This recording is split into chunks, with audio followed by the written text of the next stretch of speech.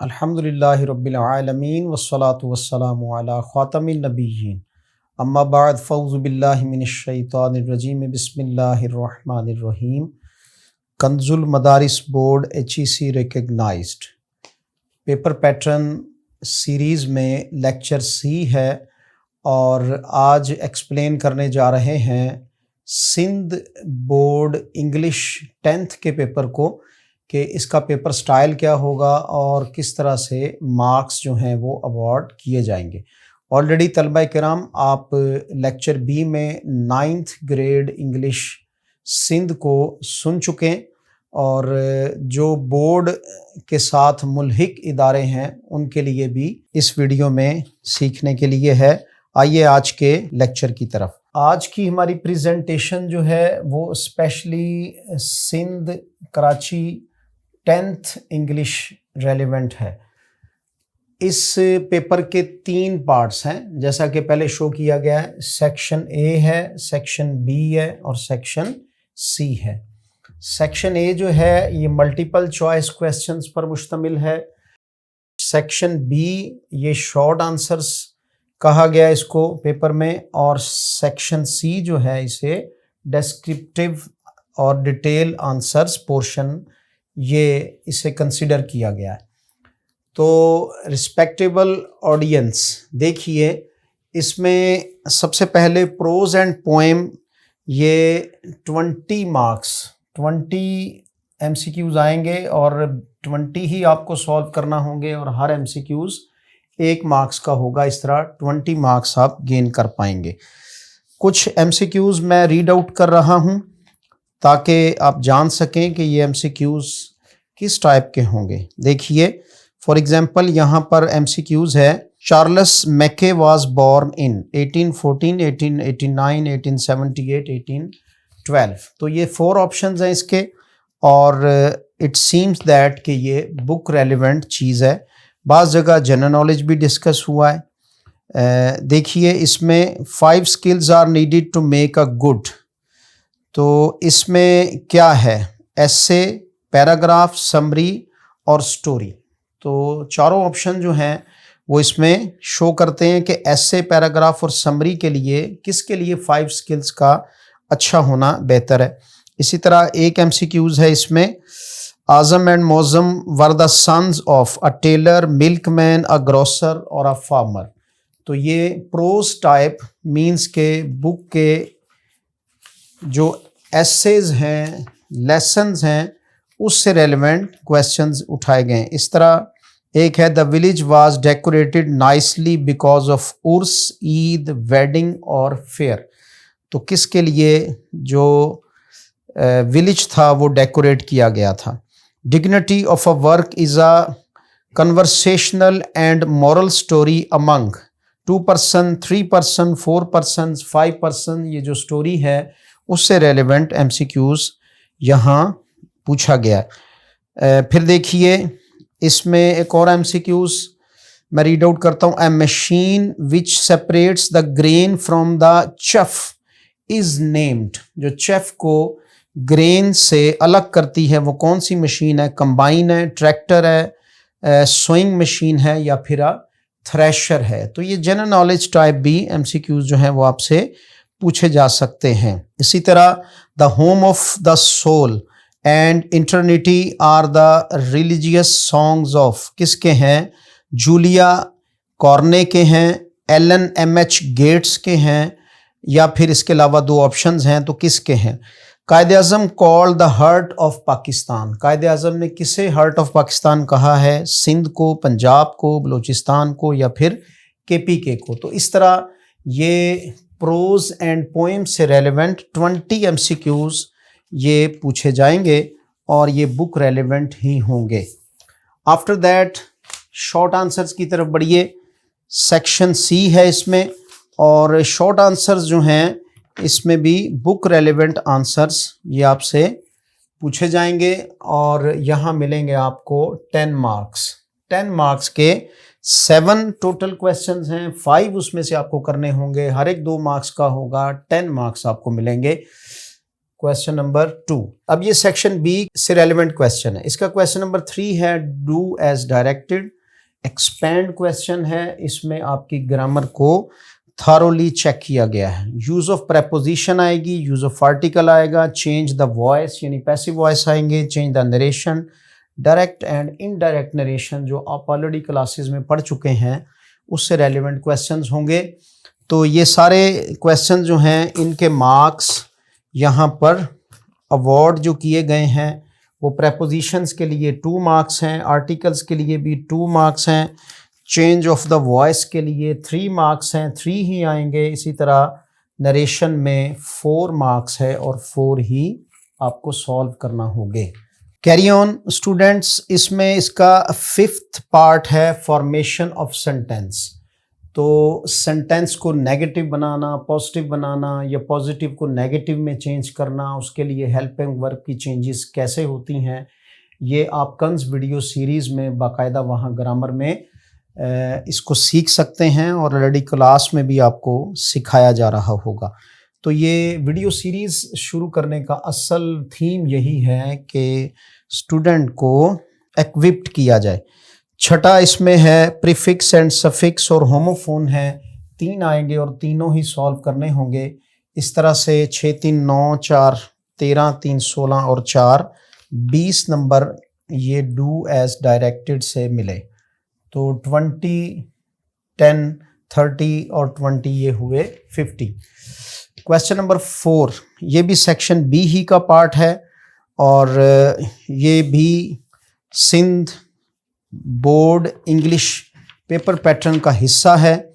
इसमें आपसे indicate the parts of speech जो आपने पढ़ रखे हैं। फॉर एग्जांपल उसमें नाउन है, उसमें प्रोनाउन है और फिर उसमें एडवर्ब है। इससे रेलेवेंट आपको इसमें पार्ट्स ऑफ स्पीच ये आपसे पूछे जाएंगे और वर्ब जो है वो दरअसल वर्ब से रेलेवेंट है। तो यहाँ आपको मिलेंगे टोटल 5 मार्क्स और लास्ट पे एक पैराग्राफ आएगा, इजी पैराग्राफ होगा जिसकी आपको इंग्लिश से उर्दू या फिर उसे सिंधी में ट्रांसलेट करना होगा 5 मार्क्स का।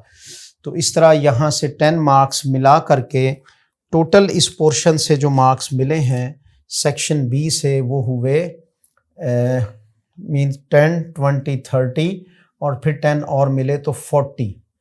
तो 10 प्लस 20 और प्लस 10 मज़ीद कह लीजिए तो यहाँ से 40 मार्क्स जो हैं वो आपको गेन होंगे। तो यहाँ तक 60% पेपर आपका सॉल्व हुआ, 20 एंड देन उसके बाद 40। सेक्शन सी पे आइए। सेक्शन सी में एक पैराग्राफ गिवन है जैसा कि आप पेपर में भी देख रहे हैं। ये पेपर आपको बाकायदा शो किया जा रहा है और कैब में शो किया जा रहा है। तो इसमें एक पैराग्राफ होगा, उसके साथ फिल इन दी ब्लैंक्स हैं। 1 पैसेज है, रेलेवेंट ब्लॉक में आपने रेलेवेंट ब्लैंक को फिल करना है। 5 मार्क्स हैं इसके। और इसी तरह उसके बाद एसे राइटिंग है और एसे राइटिंग जो है इसके साथ एक ईमेल राइटिंग ये पूछी जाती है। तो उसको पैसेज में ही कर दिया गया है, मींस कि आप ऐसे ही देंगे तो यहाँ 10 मार्क्स आपको अवार्ड होंगे। लेटर राइटिंग है, लेटर जो लिखवाए जा रहे हैं आपको और साथ में न्यूज़ एडिटर वगैरह को लेटर, 10 मार्क्स ही अवार्ड होंगे यहाँ पे भी। तो इस तरह से यहाँ पर आपको 10 मार्क्स मिले। इसके बाद लास्ट क्वेश्चन वो कॉम्प्रीहेंशन का है। तो डियर ऑडियंस ये 15 नंबर का कॉम्प्रीहेंशन है और इसकी तकसीम यूँ है कि 3-3 नंबर के 2 क्वेश्चन और फिर एक 4 नंबर का और फिर 5, टोटल ये 15 मार्क्स के बने। तो इसका मतलब यहाँ से आपको स्टूडेंट्स 15 और 10 25 और 15 40, तो 40 मार्क्स जो हैं वो इस पोर्शन से गेन हुए। तलबा किराम, तो आपको तो मार्क्स लेने 100 में से 100। तो जो ग्रामर आपको पढ़ाई जा रही है, जो लेसन आपको पढ़ाए जा रहे हैं उसके वेरी फर्स्ट पैराग्राफ्स, स्पेशली उसकी ट्रांसलेशन ऑफ उर्दू और इसी तरह से ऐसे राइटिंग, ये कंस वीडियो सीरीज़ जो चल रही है तो इसमें वीडियो ज़रूर देखिए। तो इसमें पीडीएफ में भी आपको कंस इंग्लिश सीरीज़ में से बाकायदा से पेजेस जो हैं वो लिमिटाइज कर दिए जाएंगे। तो टोटल कितने मार्क्स का ये पेपर हुआ? तो टोटल मार्क्स इस पेपर के सिंध बोर्ड के भी और इसी तरह से कंजुल मदारिस बोर्ड यानी कराची बोर्ड और कंजुल मदारिस बोर्ड का सेम ही पैटर्न है, सेम ही मार्क्स हैं इसमें। और पासिंग मार्क्स जो हैं वो एट प्रेजेंट पॉलिसी चेंज हुई है गवर्नमेंट लेवल पे कि वहाँ 40 वाला पास है, तो अभी यहाँ बोर्ड में 23 एग्ज़ाम्स के लिए 33 अगर आप गेन कर लेंगे 100 में से तो you will be pass of course. और फिर आगे उसकी ग्रेडिंग वो तो है ही है कि अगर कोई 90 अबव 90 लेता है तो उसके लिए कौन सा ग्रेड है, अबव 80% लेता है तो उसके लिए ग्रेडिंग, तो ये ऑलरेडी चलेगी। बहरहाल आप कोशिश करें कि आप 90 प्लस में आए। तलबा किराम, तो आपको मैं थोड़ा हिंट देता चलूँ। प्रेपोजिशंस जो आपसे पूछी जा सकती हैं, मेन प्रेपोजिशंस पे अगर आएँ तो इसमें इन, एट, टू, ऑफ, फॉर और इसके अलावा कह लीजिए कि ऑन, तो इस टाइप की प्रेपोजिशंस ये पेपर रेलेवेंट होंगी। आर्टिकल जो हैं ये तो हैं ही 3, तो आर्टिकल ए एंड दी ये तीनों का इस्तेमाल यही पेपर से मुतल्का होगा। चेंज ऑफ वॉइस जो है यानी पैसिव वॉइस, तो चेंज ऑफ वॉइस में आपके साथ सिंपल प्रेजेंट और पास्ट टेंस तक आपसे क्वेश्चनिंग की जाएगी, simple present and simple past. और एट द एंड इसमें चेंज ऑफ नरेशन है, तो चेंज ऑफ नरेशन यानी डायरेक्ट इनडायरेक्ट जो है इसमें भी डेक्लरेटिव सेंटेंस या असर्टिव कह लीजिए, असर्टिव और डेक्लरेटिव सेंटेंस जो सिंपल सेंटेंस है उससे मुतल्का ही डायरेक्ट एंड डायरेक्ट आपसे डिस्कस होंगे।